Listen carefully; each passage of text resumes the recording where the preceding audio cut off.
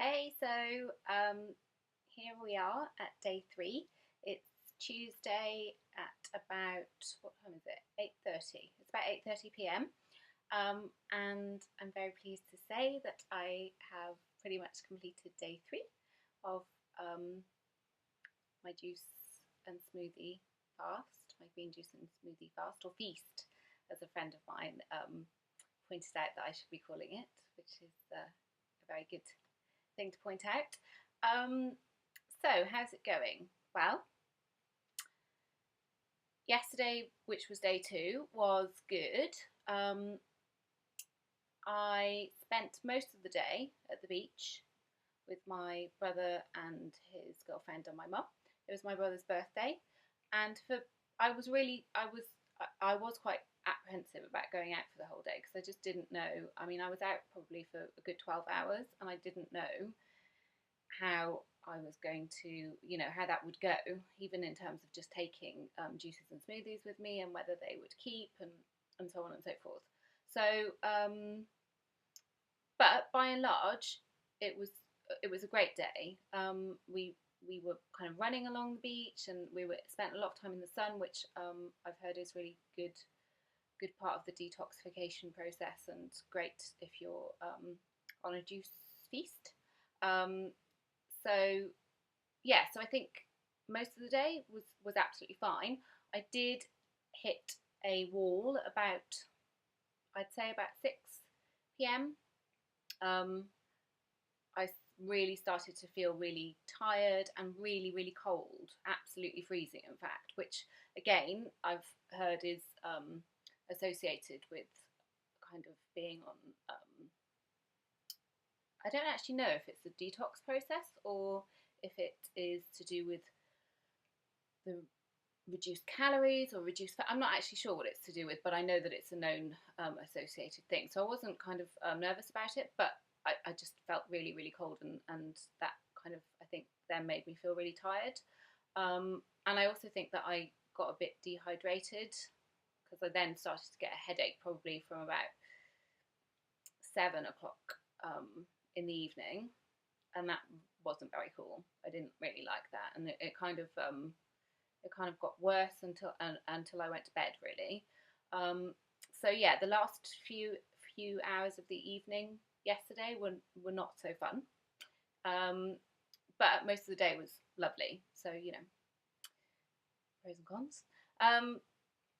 But this morning I woke up and thank goodness the headache had cleared, and I felt much better. I think I had a really long sleep. I think my body needed to have some rest, so that was great. And then today I've had a really easy day. I've intentionally taken it really easy because just kind of was aware that possibly I was struggling a little bit last night, and I didn't want to end up in the same position this evening. But touch wood, there's some wood over there. It's I felt fine today. I haven't had any headaches. I haven't felt cold. It's all been good. So that's fantastic. So I'm really pleased. What else has happened? Oh, I should say actually that this is the book that I'm following. It's Gabriel Cousens' book, and it's his program that I'm following. So if anybody else is diabetic that happens to be watching this, then this is what I'm following. I can't say yet whether it works or not because I haven't been on it for long enough, but obviously I'll update with that as and when I go along. So far, in terms of my blood sugar, it's not fantastic. It's not where I want it to be. In fact, it was not really very good at all on the first day, and was so yesterday, and was pretty much so today. But this afternoon / this evening, it's dropped. Not into any sort of terrible level, but it has dropped. So that's promising. I'm really pleased that it's looking like it's starting to drop, and I'm really interested to see what my fasting blood sugar is going to be tomorrow.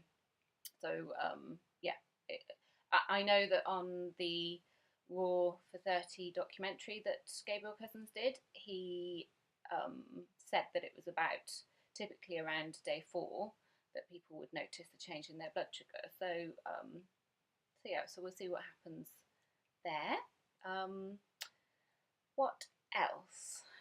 The other thing that I found really interesting is there's definitely, for me, as I'm sure there is for lots of people, a connection between food and emotion, and I found that really interesting.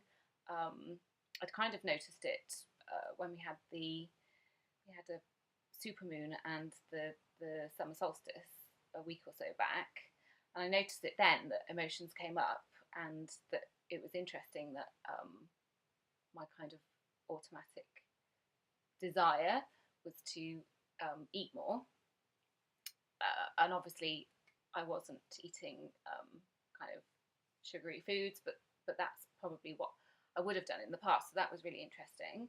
And the same something happened this afternoon as well, which I might blog about later on. But yeah, I had a very frustrating conversation or experience, I should say, with my consultant. I'm having a very frustrating experience with my consultant, and so again, emotions came up. I got kind of frustrated and upset, and it was interesting that that's really the first time that I've really actually craved, wanting to eat a lot. So it's interesting that I'm having to learn new ways to kind of work through that. Because generally I'm really surprised that I haven't had major cravings. I'm not going to lie, yesterday there was cake and crisps and other nice things floating around, it being my brother's birthday, and they had a little bit of a kind of picnic thing going on, and that was, it was tough to kind of smell the food, but I think it was linked to old associations, or it was like, oh, I think that's nice, but I didn't actually really want to eat it. So yeah, so it's interesting. Anyway, I'm finding all of that quite interesting. The other thing that I'm finding quite interesting is that I figured out how many calories I'm having a day, and I'm having about 600 calories a day, which I watched probably about a year ago now, the Horizon documentary on calorie restriction. I know that at the time I already thought that there might be something going on diabetically for me, because I remember that he said in that Horizon program that one of the things that calorie restriction can do is turn off the diabetic gene. I don't know, that's probably not the technical term, but you understand what I'm saying. Kind of flip the switch, so to speak. And I've thought about it loads and loads, and it keeps on coming back, and I keep on thinking I should try it, and I kept on thinking, oh, I don't know if I could do it, and now I've kind of accidentally slipped into it because I didn't actually realise that because in the calorie restriction that he recommends 600 calories a day on alternative days, or there's a few different ways to do it. But it's kind of funny that I didn't think that I could even manage a day on 600 calories, and now I've done 3 days on 600 calories. So it just goes to show the power of thoughts in these situations. So yeah, so that's been kind of interesting too. Other than that, I guess just a couple of tips that are probably really well known anyway, but if you're doing a juice and smoothie kind of detox program, then a few things that I've sure are helping me not to have terrible detox symptoms are I'm doing skin brushing at least once a day. So I'm pretty certain that that's because that gets the lymphatic system moving, which helps get toxins out of your system. So I'm pretty sure that that's helping. I'm also trying to do some form of exercise. So yesterday I did a bit of walking along the beach, and even a tiny bit of running. And yoga, and just trying to at least get some movement in. Again, if you're on a very low calorie juice detox, then you might not want to go mental on the exercise. But I know people like Joe Cross, his program that he does is, I think, around 1,500 to 2,000 calories a day because of the inclusion of fruit. So if you're doing that, you might be able to exercise more. But yeah, definitely moving, I think, is helping minimise detox symptoms. Obviously, drinking lots of water. Dandelion tea, I think, is really helping because it's, you know, helping the liver kind of move stuff out.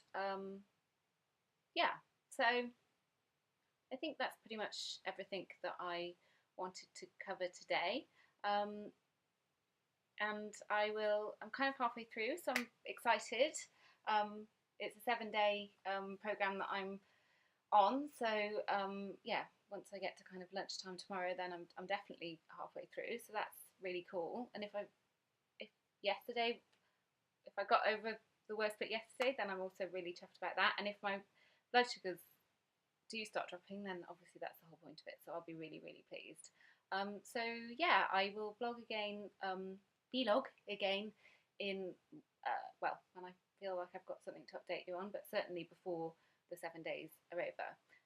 Thank you again for your support. You know, friends really have been fantastic, so thank you. And I hope you have a good week. Speak to you soon. Take care. Bye.